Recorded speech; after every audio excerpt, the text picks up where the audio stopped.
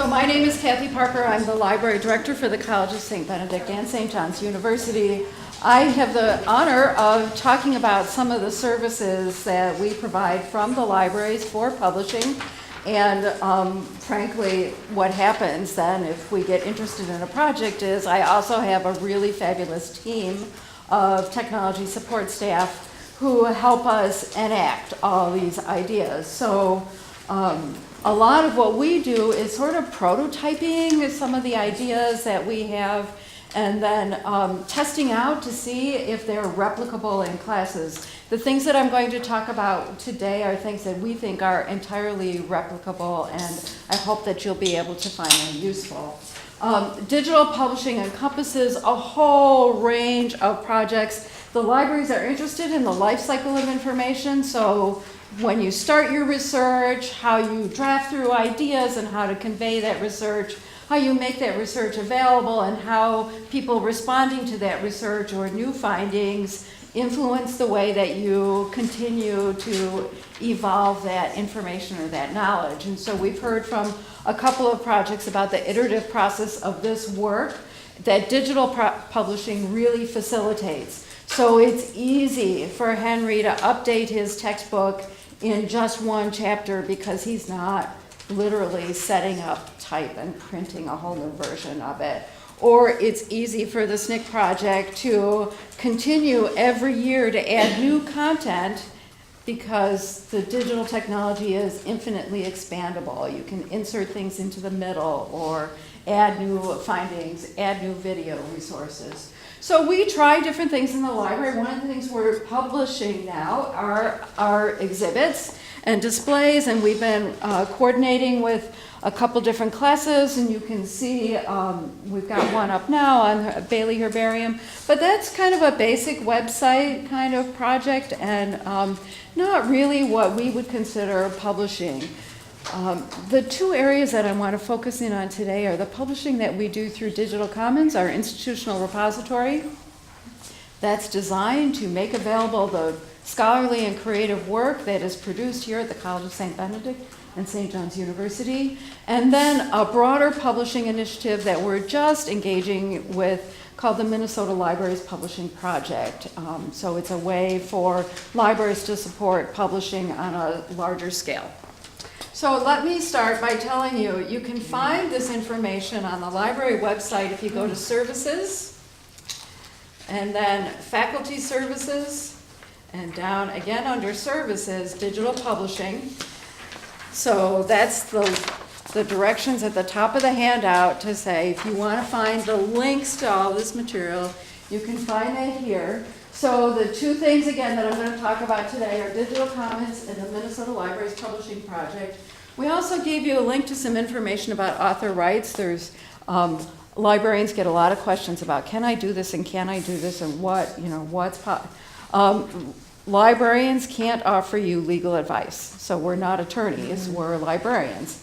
We understand the parameters of intellectual property rights both here and sometimes abroad, but we really would suggest that you go to people with more expertise than us, and if you have a very complex question, you may need to consult with an attorney on intellectual property.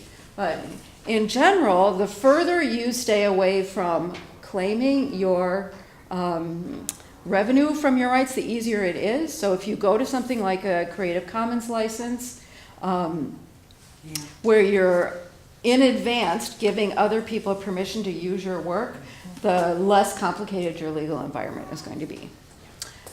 Not completely, because you have to make sure you have rights to use everything that you include, but it's usually easier. So let's talk about Digital Commons. So Digital Commons, again, is our institutional repository. And just to give you a sense of, right now we have 6,796, they call them papers, but they're things. Sometimes they're papers, sometimes they're recordings, sometimes they're visual images, and so on.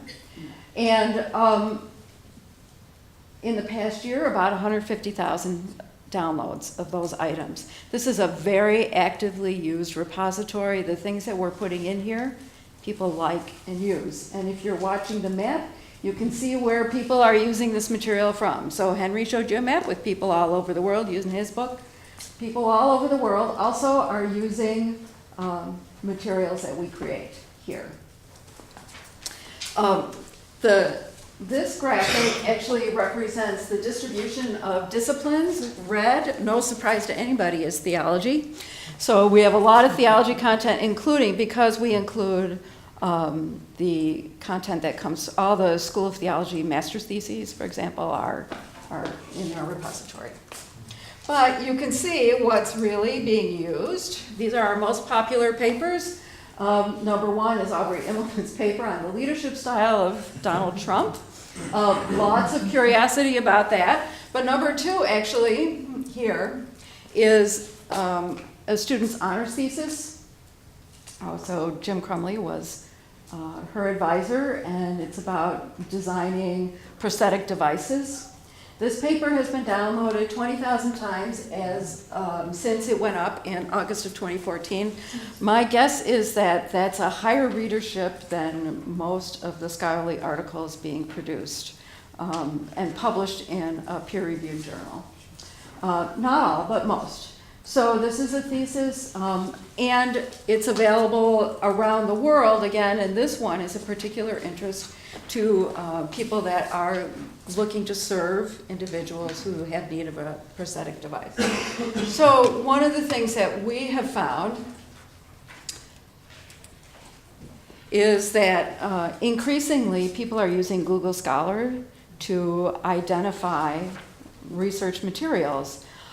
Our materials in Digital Commons are optimized for discovery by Google. So there's metadata that goes into the background of these that makes it easy for Google to find these. So here's that paper in Google Scholar. And if you look at it, you can see here it's been cited by 6 other sources. And if you look at that list, here's our student work then that's being cited by academic journals, an article in an academic journal, Journal of Sensors, medical technology, something by IEEE, which is the engineering, academic society, professional society. So here's the multiplication then of how your research, including your students' research, can have an impact when you make it readily available for others to find and use. So that's one of the things that we're really interested in about Digital Commons. I'm going to try to close down some of my windows here. So I really want to focus in today, though, on some book examples and how we've made entire books available on Digital Commons. They are mostly PDF-type versions of books, so they're not real glamorous. They're not the flip books, but they're entirely useful. And one of the first ones I want to show you is the book about the Abbey Church. So let me find that one. Here's St. John's Abbey and their books. So this is one we put up in cooperation with Lit Press. Let me see if I can find it. What's the value? Here we are. So this is Father Hillary wrote a book about how the Abbey Church was designed and built. Lit Press published it, and they made it available to everybody in this community as a free resource then. You can still buy the book in print. I'm sure they have it in the bookstore. But here we've been able to make the download available. So it's been downloaded 59 times, not as much as our theses and not as much as the paper on Donald Trump. But there is, people that otherwise might not have discovered this book have been able to find it. This one is limited free access just to our campus community again. So that's one of the restrictions that we can put on material. And we've been able to do things like add images. Here, you can see the images scrolling. I'm not going to download the full text. You can, you're welcome to download it yourself. You're all on campus. And we're also able to link to related content. So we can point to other resources that people interested in this might otherwise use. I want to give you 1 or 2 more examples. Let's see. Gretchen had been talking about publishing student work. So undergraduate research books. We've got a couple of books, including this one. So this is a book called New Beginnings that was compiled by students in a class who interviewed Somali immigrants in the area. And so these are all the students. And again, you could download this book. I'm not going to, we also have it in a print version in the library if you want to read it. But here's a description of the book again. And students that are able to point to this as something that they've published. And there's been, some vetting that went along with it, both by the instructors with the class and by a member of the Somali community who also reviewed material. So that's another example. And then finally, let me show you one more. I'm going to show you Emily's book is in here. So our colleague, Emily Kuffner, who recently published a book. So this is a book, she published it with Amsterdam University Press. So this is a scholarly monograph on her work. In the EU, intellectual property rights and practices are generally a little more liberal. They included giving her the rights to post her content on her institutional repository. So in fact, then she gave us her content. We posted it on the institutional repository. It's available here. You can also go buy the print book if, again, if that's your preference. But this is a way, again, because of the increased exposure then that her work will have through including it in the institutional repository, to have a magnifying effect on how her research is disseminated and used by others. To, our interest is increasing knowledge and increasing access to knowledge, and this is one way we support that. In the link that I gave you, that's on that faculty services page about author rights, there are suggestions on ways that people can negotiate these kinds of rights when you submit for publication. So, and really the range of responses from publishers is very different. Some publishers are pretty agreeable to letting people include things on their institutional repositories. A lot of funding agencies now require it. So if your project is funded by NSF, for example, some NEH, other federal, then you're required to make your research results available open access, and this is one of the ways that you can do that. So those are examples from Digital Commons. If you look at the handout I gave you, you can see that we've also included against creative work, so you can listen to recordings of Ed Turley on the piano, or artistic work. So some of our students who have created artworks for their senior thesis, for example, in some cases, if they've given us permission, they've been included in Digital Commons. Conference proceedings, so if you've participated in the Liberal Arts Illuminated conferences, for example, those proceedings are here. And the ways that we share with each other things about how we do our practice. If we really learn something about effective teaching, often that comes out, say, in a Thursday forum.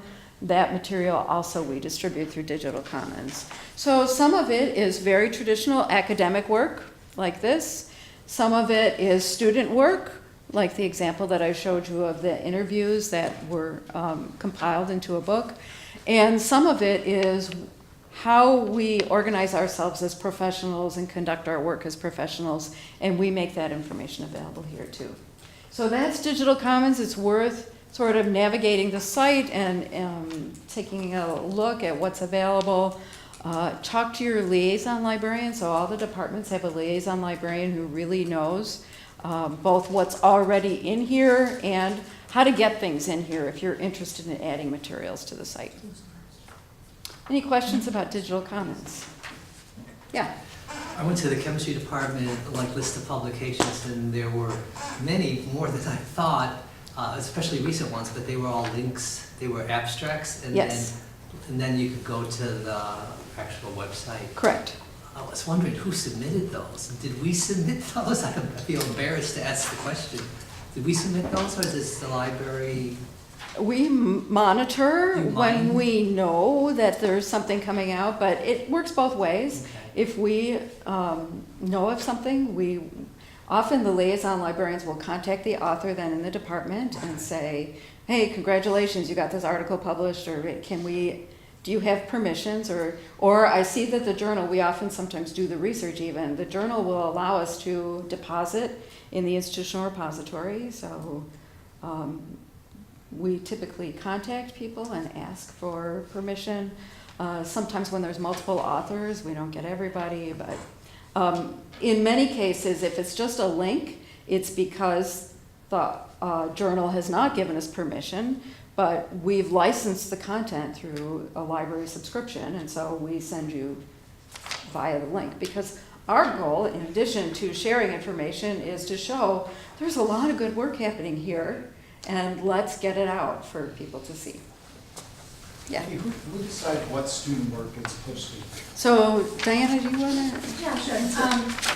So we have a system set up specifically for celebrating Scholarship and Creativity Day, where students and their advisors would have to opt in. And so the advisors get to make that call about student work that they feel comfortable submitting. We also have selections for all college theses, which are included. Other than that, we really depend on faculty to vet student work and to contact us if there's something that they think really merits inclusion or that really demonstrates the kind of scholarship that you're hoping for students to achieve in your And if there's discipline. something posted we would like to have taken down, should we contact you? Probably David Wu, he's the current institutional repository manager. So The yes. stuff that's up for our department just seems random, so I don't know how. I need to talk to my Yeah, and colleagues to we figure can out do what's going follow-up. on. I can chat with you after this if you'd like. David will be back in the office, I think. So yeah, if there are concerns, we try to have this be a stable repository where content isn't just put up and then taken down. And if there are issues, especially with student work, we'd like to hear about it, just so we can make sure that we are doing the proper processes going forward. The other question I have is about sort of this international access. One of our honors theses from some years ago has been downloaded probably 1,500 times, almost exclusively in India, China, and Russia. And I'm worried that people are just stealing that work and plagiarizing it. So is there any way to determine or control that? There's a student who went on to do a PhD. It was a good piece of work, and we've been concerned that we're putting out there and people are basically just stealing it. They may be. That's a reality, including, I suppose, the same reality faced by open educational resources that of any kind that, unscrupulous people could take advantage of that. There is no way for us to, that's the trade-off, I think. Opening up allows it to be open for unethical use, trading off against the availability of that material in places where you're also talking about places where access to libraries is very limited. And so this may be an opportunity, at least for some part of those users, to have access to that information they wouldn't otherwise. So it's a trade-off. We don't know, we don't track individuals. We can look at institutions, so I can look at I can look at the people that are hitting our site, not on an individual level, but on an institutional level. And you can make some guesses about some of that, but not specifically who or what they're doing with it. I think the way to try, I hope that you would find that somebody's stealing that information, that the environmental scientists in Russia are saying, this looks plagiarized, and are able to, put the same. What we're primarily worried about are people buying them and turning them in as their own work in the U.S. Oh, yeah. Just stealing a thesis and then putting their name on it and submitting Yeah. it to some other college. So that's always a possibility. Happens all the time. All right. So the other, let's see, I want to make sure I get out of some of these windows. The other project that I want to talk to you about is the Minnesota Libraries Publishing Project. So let me,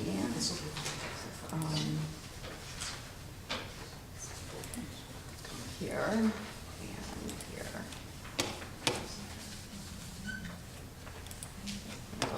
to services.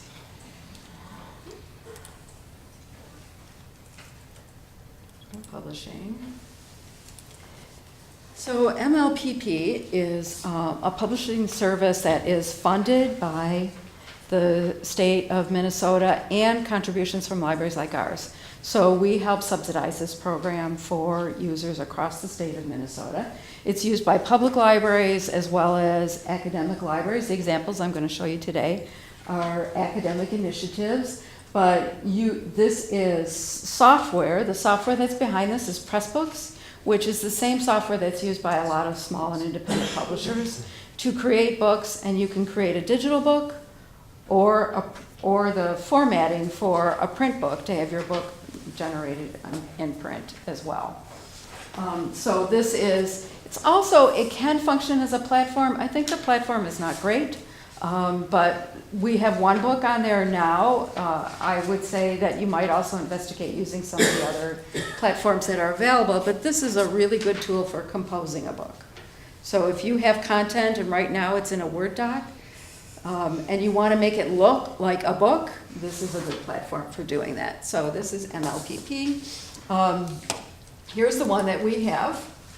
So this was, you may remember a couple years ago now, Sister Mara Faulkner and Karen Erickson did a project called Caution Poetry at Work, where weekly they issued a poem and an exercise in writing poetry. So this is essentially a poetry writing workbook that they wanted to make freely available. So we helped them create this book in Pressbooks. I would say this is like the bare minimum version. You see, we didn't come up with a fancy color cover, for example, and the formatting on it is pretty minimal, but nonetheless, here it is. So a book that we published here, and you can read this book. So, and it's got all the pieces that you would expect a book to have. So here's the introduction, here's the first lesson. So they have a poem, and then an exercise to help you create your own poem, links to some other additional information, images, so it's got pictures in it. So this is one example. Can you interpret those licenses? Yeah, so this is a Creative Commons license, so that's what this means. Creative Commons, attribution, no charge, you can't make money off it, so you have to attribute, and available for reuse. So remember what I said earlier, you can avoid some, not all, of the intellectual property complications if you move to something like a Creative Commons license. That's essentially giving permission in advance for other people to use your work. All right. Here's another example. This one is a little gussied up version. This one actually is done at the University of Minnesota. So they are using this book and this platform for some of their open educational resources. This is a textbook for a class on immigrant and refugee families. And again, users can download the book or you can read it online. So some reviews, they start out with reviews, acknowledgments, something about the people that wrote the book. You can see that this one, they've taken a little bit of advantage of the possibilities that the software offers. And here's a showcase to give you a sense of some of the other work that's being done. Here's, I don't know anything about the quality of this, but this is somebody else's version of a textbook. They wanted to publish a textbook, this one on American environmental history. Here's one, this one came from Gustavus, it's a little local history of an area around the college. Here's a student work, this one is from McAllister. So a student who was studying foodways, ethnic foodways, decided one of the ways she wanted to express her findings was through a cookbook. So she issued a cookbook.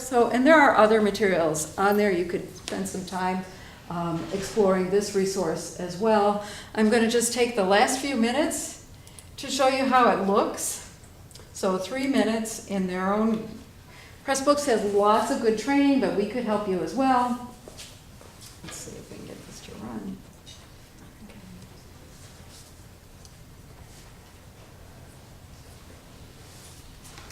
There's the fine. Yeah.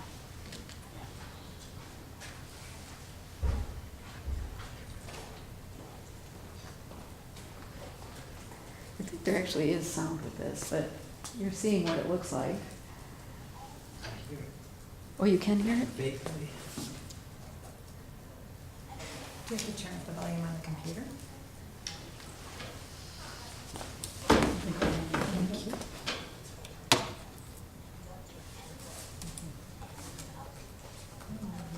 And we had it up. It was real loud. So you know what? If you go to the MLPP website, link both on the library website and the handout that I gave you, you'll find these videos. And so you can see how the software works. It's essentially cut and paste into these chunks. And if you have trouble, if you have questions about basically how do I get rights for using this picture or this map or this, we can help you with that in the library. We'll help you with the formatting as well. If you're like stuck on how do I convert my chemical symbol into something, we can help you with that as much as possible. But I think you'll find that, I mean, this is, students are using this. It's pretty intuitive as you go through. Yeah. You have to be a member of an institution in order to use You have to Pressbooks? be a resident of Minnesota. That's it. That's it. You get authenticated, you can get authenticated, there's IP recognition, and you can get authenticated through your public library card or through working with this library. You have to, that's it. So some of the things you see here are, in fact, you know, it's very popular for people writing their family history, their more cookbooks, people that by day are history professors and by night are science fiction authors writing their best, you know. So something for everybody there. So any other questions about publishing with the libraries? You can use Pressbooks, so you can, and this platform, for example, to generate the file you need to distribute your book on Amazon. So that's a MOBI format.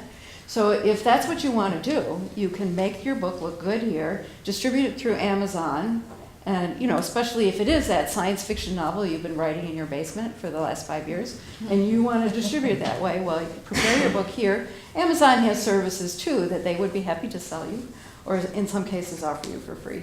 And then, but you could do the work here and then distribute it on that platform because it is a great way to reach a lot of people, as well as, you know, put it on your own website or work with a project like this. Yeah. Do all of the authors have to be from Minnesota? The authors, no, Just as long as one of them is. I would say as long as the creation happens in Minnesota. I mean, there's nobody monitoring this, so, Yeah. you know. Yeah. Yes, Could this be linked back to Digital Commons then as well? it could, yes. We would just put your link in. Mhm. How do alum get access to digital commons? Are we able to? You are, it's free on our website, so Okay. just, They don't need to log in? nope. So, from the library's website, it's right here. Okay. So, click on that link. It would take you there. Any other questions? I'm going to turn it over to John then, who's going to tell you about the good work that's happening across the hall here in Himmel.